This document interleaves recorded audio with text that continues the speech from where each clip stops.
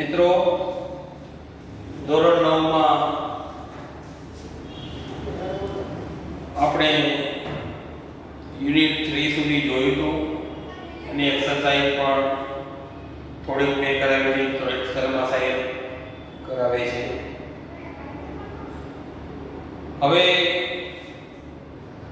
આગળ યુનિટ 4 ધોરણ 9 માં અંગ્રેજીમાં આપણે યુનિટ 4 જેનું ટાઇટલ છે કોલ ઓફ ધ હિલ્સ.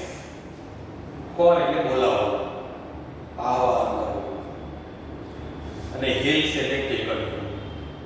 આપણે અહીંયા ટેકરીઓ કેવું છે નહીં, પણ ધારો કે અંબાજીથી આગળ જઈએ કે આ બાજુ સાપુતારા બાજુ જઈએ, ત્યાં પર્વતવાળો વિસ્તાર ટેકરીવાળો પણ હોય અને નીચે આવો સપાટ પણ હોય. એટલે આપણે જોઈએ કે નીચે બધા રહેતા હોય અને એમનો મોટા ભાગનો ઉપર ટેકરી ઉપર પણ એક પોતાના ઢોર ચરાવવા જતા હોય કે બીજા કામે કે ખેતી પણ કરતા હોય, ખેતરો પણ અમુક ઢોળાવવા હોય, ત્યાં બધા જતા હોય. આવો એક કોલ ઓફ ધ હિલ્સ એટલે કે જે ટેકરીઓ સાદ કરીને બોલાવે છે, એવું અહીંયા એક આપણને પાઠમાં આપ્યું છે. હવે દરેક વિદ્યાર્થી પોતાની પાસે પાઠ્યપુસ્તક રાખે અને એમાં પાન નંબર 35 ઉપર જે પાઠ આપ્યું છે આપણે જોયું છે, 35 PAN number, unit 4 call of the hills. એમાં પ્રી ટાસ્ક આપ્યું છે અને એમાં જ્હોન કીટ્સની એક પોએમ આપી છે. જોઈએ આપણે poem. Recite the poem and try to understand it. આ પોએમને આપણે સમજવા પ્રયત્ન કરીએ.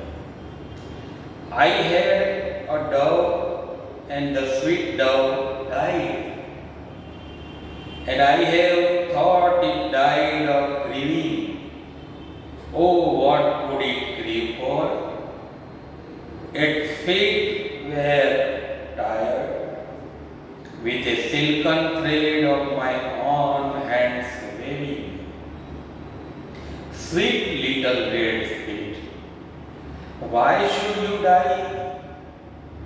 Why should you leave me, sweet bird, why? You live alone in the forest tree. Why, pretty king, would you not live with me? I kissed you often and gave you white peace. Why not live sweetly as in the green trees? અહીંયા એક કબૂતર એટલે પક્ષી જગતનો આપણે જાણીએ છીએ કે પક્ષીઓ પોતાનું જે ખુલ્લો વાતાવરણ છે એની અંદર મધુરતાથી રહે. આપણે જેમ છૂટથી પડીએ છીએ એમ દરેકને સ્વતંત્રતા અને છૂટથી પડી શકે. એ એક કબૂતર પોતાનું મૃત્યુ પામે છે. કવિ કહે છે, આઈ હેડ એ ડવ, મારે એક કબૂતર હતો કહે છે. Thought it died of grieving, અને એ દુઃખી થઈને મરી ગયો. It died, sweet Dove died, અને કે છે કબૂતર મૃત્યુ પામ્યું. એન્ડ આઈ હેવ થોટ, અને મને કે છે કબૂતર મૃત્યુ પામ્યું પણ કે છે ઇટ ડાઈડ ઓફ ગ્રીવિંગ, એમને મૃત્યુ નથી પામ્યું કે એટેક આવ્યો અને મળી ગયું એવું નથી કે છે. તો એને કે છે વેદના હતી, દુઃખ હતું. શેનું? Oh what could it grieve for, એને કઈ વેદના હોય, કેવું દુઃખ હશે? ઇટ્સ ફીટ વેર ટાઈડ, મૂળ શબ્દ છે ફૂટ એટલે એક પગ, એનો બહુવચન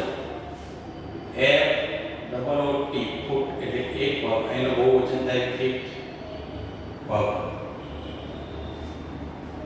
મોટા ભાગે એસ મૂકીને બહુવચનો થતા હોય છે, એ અનિયમિત એ બહુવચનના રૂપોમાં ફૂટ ફીટ કે છે. It's feet were tied, T I tie કે બાંધવું, ટાઈ ટાઈ એટલે બાંધવું અને ટાઈડ બંધાયેલા. એટલા માટે મૃત્યુ પામ્યું કે જેના પગ છે એ કે છે બંધાયેલા હતા અને શેનાથી? with a silken thread of my own hands weaving. ક્યારેક ક્યારેક એવું થાય આપણે કે પોતાથી પોતાનું જે વાલસોયું હોય એ પોતાના વડે એની હત્યા થઈ જાય કે એ આ જગતમાંથી જતું રહે, એના માટે આપણે જવાબદાર હોઈએ. એવું એક ગુજરાતી ફિલ્મ હતું ભગત ગોરા કુંભાર, અમે જોયું હોય તો. એમાં એ ભગત ગોરા કુંભાર છે, એ કુંભાર છે, સ્વાભાવિક છે કે માટલા કાઢવાનું કામ હોય. માટલા કાઢવા માટે એને પહેલાં માટી લાવવી પડે, પછી એ માટીમાં પાણી નાખી અને માટીને ખૂંદવી પડે. અત્યારે તો કદાચ મશીનો આવ્યા હશે, પણ એ વખતે માટીમાં પાણી નાખી અને એ લોકો પગેથી ખૂંદતા હતા. એટલે એ પગેથી માટી ખૂંદતો હતો ભગત ગોરો. એ વખતે એનું નાનું બાળક છે, એની માતા ક્યાંક ગઈ હશે બહાર. એ વખતે ઘોડિયામાંથી નીકળીને ચાલતું અને આ કે જે ભગત ગોરો કુંભાર કે પાછો ભગવાનનો ભક્ત હતો, એને તો આ કોઈ પણ કામ કરતી વખતે ભજન કર્યા કરે. એટલે માટી ખૂંદતો હતો ને જ્યારે પગેથી, એ વખતે પેલું નાનું બાળક છે એનું પોતાનું એ ચાલતું આ માટી પાસે આવ્યું અને એ પણ આ માટીમાં સીધું આજે પગથી ખૂંદતો હતો. એટલે તો ભગવાનના ધ્યાન હતું એનું, એટલે પગમાં એ પણ બાળક ખૂંદાઈ ગયું માટીના ગયું. જોયું હશે તમે ગુજરાતી ફિલ્મ. એ માટીમાં એ બાળક પણ જતું રહ્યું. હવે એની માતા આવી એટલે કે ક્યાં ગયું બાળક, શોધવા લાગી. પછી ખબર પડી કે આ તો પોતાના પિતાના હાથે આ બાળકની હત્યા થઈ ગઈ, એ ખૂંદાઈ ગયું. પછી એ પિક્ચર સારું છે, જોવા જેવું તારવી. એ રીતે અમુક વાર આપણે જ જવાબદાર હોઈએ. પોતાના વાલસોયા જે હોય એને નુકસાન પહોંચાડવા માટે અથવા દુઃખી કરવા માટે કોઈક વાર આપણે, એટલે અહીંયા કવિ શું કહે છે? with a silken thread of my own hands weaving. હવે આ કબૂતરના પગે વીંટળાઈ ગયા દોરા અને ઉડી નહીં શકી હોય કે ખોરાક ના મેળવી શકી હોય કે ગમે તે, એટલે મૃત્યુ પામ્યું. એનું મૃત્યુનું કારણ એ બતાવે છે. કવિ કહે છે હું જવાબદાર છું. કેમ? with a silken thread. thread એટલે દોરા. જે દોરા છે, જે દોરાથી બંધાયેલા પગ of my own hands weaving, એ મેં જાતે જ વણ્યા હતા. એટલે આપણે દોરા વણવાનું જે લોકો કામ કરતા હોય અને એ દોરાથી કોઈ પક્ષીના પગ બંધાઈ જાય અને મૃત્યુ પામે, તો પોતાની જાતે કહે આ દોરા વણનાર પણ હું છું અને મારા કારણે આ મૃત્યુ પામ્યું. સ્વીટ લિટલ રેડ ફીટ, એના લાલ પગ હોય આપણે કબૂતરના. વાય શુડ યુ ડાય, કેમ મૃત્યુ પામ્યું? વાય શુડ યુ લીવ મી, કેમ મને લીવ એટલે છોડ દે, એકલો મૂકીને જતું રહ્યું. Sweet bird, why you leaved alone in the forest tree, જે તું જંગલમાં રહેતું હતું અને મારા વણાયેલા દોરાથી તું બંધાયું અને આ રીતે તું મને છોડીને જતું રહ્યું. Why pretty king would you not leave me, હવે કે છે તું મારી સાથે નહીં રહે. આઈ કિસ યુ ઓફન, કે જે હું વારંવાર તને ચુંબન કરું છું. કવિને દુઃખ થયું છે. And gave you white peace, ને હું તને મખણિયા દાણા જેવું કંઈ આવતા હશે આપીશ. Why not leave with me as in the green field, કે છે તો આ ગ્રીન ટ્રીઝ, આ લીલા હરિયાળા વૃક્ષો છે એમાં કે છે કેમ પડતું નથી. હવે પાઠમાં આપણે જોઈએ પાછળ પાન નંબર 36 ઉપર યુનિટ આપે છે આપણે. હે Abu Miya, looking sad, why are you sitting alone today? Where is your darling Kalua? Govind was worried. Perhaps I have lost her. I have seen her footprints going up the hill. That devil must have killed her. શું કહે છે? હે અબુમિયા, એક અબુમિયા છે અને બીજો એનો ગોવિંદા છે, એનો પડોશી છે. બે પાત્રો છે અહીંયા.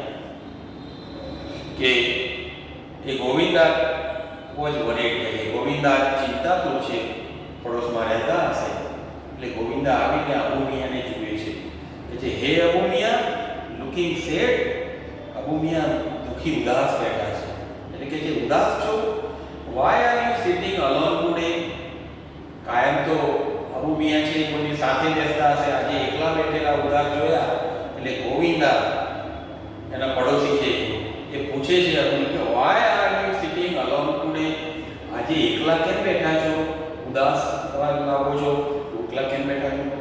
Where is your darling Kalua? હવે કલુઆ એ બકરીનું નામ છે. આ અબુ મિયાં એક બકરી પાડી હશે એને, એનું નામ કલુઆ કહેતા એને, એટલે આ કાયમ એની પાસે રાખતા એને. એટલા માટે આવા આજે કલુઆ છે નહીં. એટલા માટે ગોવિંદા પૂછે છે કે એકલા કેમ બેઠા છો, તમારી લાડકી એવી કલુઆ ક્યાં છે? ગોવિંદા વોઝ વરીડ, ગોવિંદાને પણ ચિંતા થઈ, એ પણ ચિંતિત છે કે ચાલ એકલા કેમ આજે? Perhaps I have lost her, Abu Miyan કહે છે કદાચ I have lost, to lose એટલે ગુમાવવું અને લોસ્ટ એટલે ખોવાયું, કે છે ખોવાઈ ગઈ તો નથી. I have seen Har footprints going up the hill, કે છે કે ખોવાઈ ગઈ છે પણ મેં એના ફૂટપ્રિન્ટ એટલે પગલા, કે જે પગલા ગોઈંગ અપ ધ હિલ, કે છે એના એ ખોવાઈ ગઈ છે, મારી પાસે છે નહીં ક્યાં ગઈ, પણ હા એના પગલા ટેકરી તરફ જતા એવા મેં જોયા છે, એના પગલા મેં નિહાળ્યા છે. That devil must have killed her. હવે આ લોકોને ખબર હતી, અબુ મિયાંને ગોવિંદાને બધાને, કે ઉપર ટેકરી વાળો ભાગ છે, આ લોકો નીચે રહેતા હોય સમતળ ભાગમાં, એટલે એ ટેકરી ઉપર કે છે ડેવિલ એટલે રાક્ષસ, અહીંયા એટલે એક વરુ છે, જંગલી વરુ, એ આ નાના પ્રાણીઓને ખાઈ જતું હશે, આવું વારંવાર પહેલા બનતું હશે ઘણા બધા કિસ્સામાં. એટલે કે છે અબુ મિયાં કે છે એને મેં એના પગલા ટેકરી તરફ જોયા છે, અને ટેકરી તરફ જાય એટલે સ્વાભાવિક છે આ જાણતા હતા અબુ મિયાં કે ત્યાં એ ડેવિલ એટલે રાક્ષસ, that devil must have killed her, કે જે પેલા રાક્ષસી વરુએ એ આ બકરીની મારી કલુઆને ચોક્કસ મારી નાખી હશે. એટલે કે that devil must have killed her, એને આ રાક્ષસે મારી જ નાખી હશે, કારણ કે એના પગલા મેં જોયા છે, એ ક્યાં ગઈ એ તો મને ખબર નથી, પણ એ પગલા ટેકરી તરફ જતા દેખાય છે, એનો મતલબ કે ઉપર ગઈ છે તો પેલા એ મારી નાખી પાછી આવશે. Poor Abu Khan was almost in tears. હવે આ અબુ મિયાં છે, અબુ ખાન છે, હંમેશા ખબર છે કે વાલસોયું પોતાનું કંઈ ખોવાય અને એ જતું રહીને ખોવાઈ ગઈ કે મૃત્યુ પામે એટલે આપણને ઘણા સમય સુધી દુઃખ થાય. એટલે કે ઓલમોસ્ટ ઇન ટીયર્સ, હંમેશા આંસુ પડેલી એમની આંખો દેખાતી. He could not understand, હજુ એમને માન્યામાં આવતું નથી કે સમજાતું નથી, why Kalua broke the string and disappeared in the night. ઘણી વખત આવા પ્રસંગે આપણે સોસાયટીમાં જોઈએ ને તો માતા પિતાને ઘણી વખતે દુઃખ થાય કે પોતાના બાળકો, પુત્ર હોય કે પુત્રી કોઈક વાર ઘર છોડીને જતા રહે, એ વખતે આ વેદના થાય, એમને થાય કે સારું એને એવું તકલીફ, મેં અહીંયા ઘરમાં શું તકલીફ હશે કે એને આ ઘર છોડીને જતું રહેવું પડ્યું, અહીંયા એને જે જોઈએ એને બધું મેં પૂરું કરતા હતા, છતાં પણ આવું કેમ? એટલે અહીંયા અબુ મિયાંને પણ એ જ વેદના, જેમ આપણે સોસાયટીમાં કોઈનો પુત્ર કે પુત્રી ના હોય અને ઘર છોડીને જાય અને જે વેદના માતા પિતાને થાય એવી વેદના અબુ મિયાં કે છે. He could not understand, એટલે મને એ સમજાતું નથી why Kalua broke the string. આ કલુઆને દોરડીથી બાંધી રાખતા હશે એટલે કે છે દોરડું તોડીને કેમ ગઈ, and disappeared in the night, અને આ અંધારામાં અદ્રશ્ય થઈ ગઈ. એને એવું તો શું, અહીંયા હું ખાવાનો આપતો, સારું સારું ખાવાનો આપતો, એને રાખતો, પ્રેમથી રાખતો, છતાં પણ એને આ પગલું ભરવું પડ્યું કે આ દોરડું તોડીને એ અંધારામાં અદ્રશ્ય થઈ ગઈ. ડિસઅપિયર શબ્દ છે, અપિયર એટલે દેખાવું અને એનો વિરોધી કે ડિસઅપિયર, અદ્રશ્ય થઈ જવું. જ્યાં પેલો મિસ્ટર ઇન્ડિયામાં સીટ દબાવીને નતું દેખાતું હોય પછી અદ્રશ્ય થઈ જતો, એટલે ડિસઅપિયર એટલે અદ્રશ્ય થઈ જતો. કે જે અંધારામાં અદ્રશ્ય થઈ ગઈ દોરડું તોડીને. અને અહીંયા ક્યાં તકલીફ હતી કે છે આવું કેમ કરવું પડ્યું? આવું દરેક માતા પિતાને જેમ થાય એ રીતે અહીંયા અબુ મિયાને પણ થાય છે. He used જો કે છે he used to give her green juicy grass કે જે હંમેશા એને લીલું લીલું નાનું નાનું ઘાસ એને ખાવા માટે બકરી ઘાસ ખાય એટલે કે જે લીલું કોમળ એવું ઘાસ હોય એને આપતો ખાવા માટે. એન્ડ ટેસ્ટી ગ્રેન્સ અને દાણા અનાજ પણ એને સ્વાદ એને ભાવે એવા હું આપતો હતો. એને હું ખાવા પીવા નાખતો હોય મારતો હોય એવું હોય તો ભાગી જાય કે જતું રહે તો બરાબર છે, પણ કે મને એ સમજાતું નથી કે એને હું કેટલું સાચવતો. But even then his only family member had left without કે જે આટલું બધું એના માટે હું કરતો સાચવતો એનો પ્રેમ કરતો એને ખાવાનું સારું સારું આપતો સારી રીતે રાખતો. Even then his only family members અને ફેમિલી મેમ્બર કયો છે એને કે કુટુંબનો સભ્ય હોય જાણે મારો એ રીતે એને had left out અને છતાં પણ આ ઘર છોડીને જતી રહી કે જે કલુઆ એટલે એનું દુઃખ છે. After some days, Abu Mia bought another coat. હવે આ થોડાક દિવસો ગયા કે જે after some days Abu Mia bought ભાઈનો ભૂતકાળ છે. ફરીથી કંઈક એકલા રહેતા હશે એટલે સ્વાભાવિક છે પ્રાણીઓ પ્રત્યે પ્રેમ હતો એમને એટલે એમને કે છે એક બીજી બકરી another bought એટલે બીજી બકરી એ શોધી લાવ્યા. This new one was pretty. આ પણ તે જે નવી લાવ્યા એ પણ સુંદર હતી. White as snow એનું વર્ણન કર્યું છે કે કેવી છે આ નવી જે બકરી લાવ્યા છે. પહેલા જે હતી કલુઆ નામ એને આપ્યું હતું, આજે નવી લાવ્યા છે. White as snow બરફ જેવી શ્વેત. Had two little horns બે નાની નાની સિંગડીઓ. And pair of lovely bright red eyes અને બે સુંદર લાલ રંગની એવી ચમકતી આંખો હતી. આવી એક બકરી આ અબુ મિયા લાવ્યા કલુઆએ જતી રહ્યા પછી. I will call you ચાંદની નામ પણ આપી દીધું છે. પક્ષીઓને કોઈ પ્રેમ કરતા હોય, કોઈ પ્રાણીઓને પ્રેમ કરતા હોય, કોઈ પર્યાવરણને પ્રેમ કરતા હોય, માણસ પ્રેમી હોય હંમેશા. એટલે અહીંયા હવે એને નામ પણ આપ્યું સુંદર અને એનું નામ આપ્યું આઈ વિલ કોલ યુ ચાંદની કે હું તને ચાંદની કહીને બોલાવે. ચાંદની ચાંદની આખો દિવસ કરી. caressing her soft fur he said અને આ ચાંદનીને પાસે બેસાડી અને caressing એટલે પંપાળો. her soft fur એટલે રૂછા નાની બકરી છે સફેદ એના નાના નાના વાળ છે જેમ કૂતરું હોય આપણે અને એને આપણે પ્રેમથી લોકો નથી હાથ ફેરવતા એ રીતે caressing her soft fur એના વાળ ઉપર હાથથી પંપાળતા he said અને કહે છે શું કહે છે? One fine morning his neighbor Govinda appeared. આવો એને પંપાળતા પંપાળતા બોલ્યા અબુ મિયા કે છે કે મારે એક આવી બકરી છે. હવે one fine morning હવે એક સવાર સુંદર મજાની દિવસે સવાર થઈ. his neighbor Govinda appeared અને એવામાં સવારે બેઠા હશે અને પંપાળતા પંપાળતા અને સાચવતા વાલ કરતા કરતા એવામાં એમનો જે પડોશી છે ગોવિંદા એ પાછો આવ્યો. He saw Abu Mia talking to his only family member. જો બે પ્રસંગ બન્યા. પહેલી વખત ગોવિંદા આવ્યો ત્યારે અબુ મિયા છે એ ઉદાસ હતા કારણ કે એમની કલુઆ ખોવાઈ ગઈ હતી. આજે બીજી વખતે આવ્યો ત્યારે અબુ મિયા કેવી હાલત છે? He saw Abu Mia talking to his only member, family member. જાણે ચાંદની છે એની સાથે વાતો કરતા હતા એ રીતે એને ખુશ જોયા. આજે પહેલી વખતે ઉદાસ જોયા હતા, બીજી વખતે ગોવિંદા આવ્યો ત્યારે એને ખુશ જોયા. હે અબુ મિયા, you look happy.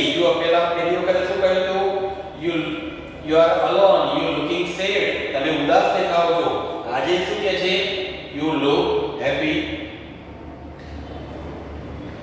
You look happy and healthy. તંદુરસ્ત અને મજામાં હો એ રીતે દેખાવો છો. હાઉ ઇઝ લાઈફ નાઉ? હવે કેવું છે જીવન? હવે કેમ છે તબિયત ને બધું એ કે છે. I am the happiest person. Superlative degree છે. પોઝિટિવ ડિગ્રીમાં હેપી HAPPY હેપી, કમ્પેરેટિવમાં તો હેપીયર HAPPIER હેપીયર અને સુપરલેટિવમાં HAPPIEST હેપીએસ્ટ. એ જેમ ગુડ એટલે સારું એ પોઝિટિવ ડિગ્રી છે. બેટર એટલે એના કરતા સારું અને બેસ્ટ ધ બેસ્ટ. સુપરલેટિવ ડિગ્રીમાં ધ આર્ટિકલ આવે છે. હવે ડિગ્રી છે આપણા કોર્સમાં. એટલે કે હેપી એટલે સુખી આનંદી, હેપી એટલે એના કરતા સુખી અને ધ હેપીએસ્ટ એટલે સૌથી સુખી. એટલે કે આજે તમે ખૂબ મજામાં આનંદમાં દેખાવો છો. આઈ એમ ધ હેપીએસ્ટ પર્સન. હું મેં કહે છે આજે તો હું જાણે જગતનો સુખીમાં સુખી હો એવું છે મારે આજે કહે છે. Govinda Chandni has brought new life to me. અને કેમ હેપી છે? તો એ ચાંદની છે એની જે બકરી નવી છે એ કહે છે has brought new life to મી. અત્યાર સુધી તો મારું જીવન જાણે હું મરી ગયો એવી રીતે પડતો હતો કલવાના ગયા પછી, પણ આ ચાંદની મારી સાથે છે એટલે જાણે મને નવું જીવન મળ્યું હોય, એક આધાર મળ્યો હોય, જીવન જીવવાની પ્રેરણા મળી હોય એવું કે છે મને લાગે છે. She loves me a lot. આ ચાંદની પણ કે છે મને ખૂબ પ્રેમ આપે છે. And even I can't live without her. અને હું પણ કે છે એના વગર even I can't live without her. એના વગર મને પણ રહેવાનું ગમતું નથી. આ ચાંદની એ પણ મને પ્રેમ કરે છે અને મને પણ એના વગર આ જીવન જીવવું ગમતું નથી. અબુ ચાચા વોઝ beaming with joy. અને આવું બોલતા બોલતા જાણે ઉલ્લાસ હોય, આનંદિત હોય એવું આપણને આવા દેખાય છે. અબુ ચાચા વોઝ beaming with joy. અને આવું આનંદથી ઉત્સાહથી આ બધું કહે છે. But what were you telling her? I saw you talking with your darling. Oh yes, I was telling her the story of Kalua's sad end at the bloodthirsty teeth of that devil on the hill. શું કહે છે? હવે ગોવિંદા આગળ પૂછે છે. ગોવિંદાએ જોયું કે આજે તો અમ્મી ખૂબ મજામાં છે, આનંદમાં છે. કે છે but what were you telling her? પણ હવે એને સાથે જોયું કે એની સાથે વાત પણ કરે છે અમ્મીએ. તો કહે છે તમે આ જે ચાંદની છે એની સાથે શું કેવી વાત કરતા હતા, એને શું કહેતા હતા? I saw you talking with your darling. મેં તમને એની સાથે વાતો કરતા જોયા છે. તો શું કહેતા હતા તમે એને ચાંદનીને એના કાનમાં? Oh yes, I was telling her. કે હા હું એને એ કહેતો હતો the story of Kalua sad end. હું એને જે કલુઆનો જે દુઃખદ અંત આવ્યો, end of the sad end, દુઃખદ અંત આવ્યો જે કલુઆ જે આગળ બકરી હતી એને હું એ કહેતો હતો કે આ કલુઆ તારી જેમ કલુઆ પણ હતી અને એક દિવસે દોડું તોડીને ઉપર ગઈ અને એ પેલો રાક્ષસ એને ખાઈ ગયો, ઓળો ખાઈ ગયો. એ કે જે વાત હું આ ચાંદનીને કહી રહ્યો છું. I was telling her the story of Kalua's sad end at the bloodthirsty teeth of that devil on the hill. અને એને પેલા ટેકરી ઉપર એ જે લોહીથી ભરેલા એવા દાંતવાળું જે વરુ છે જે જંગલી, એના વિશે કે હું એને વાત કરી રહ્યો હતો કે કેવું તું જતી નહીં ત્યાં કોઈ દિવસ આવો વરુ પડે છે અને ખાઈ જાય છે, આવું કે છે હું એને કહેતો હતો. Abu Miya reply, but my dear Chandni will never leave me. Abu Miya પાછા કહે છે ગોવિંદાને, કહે છે ભલે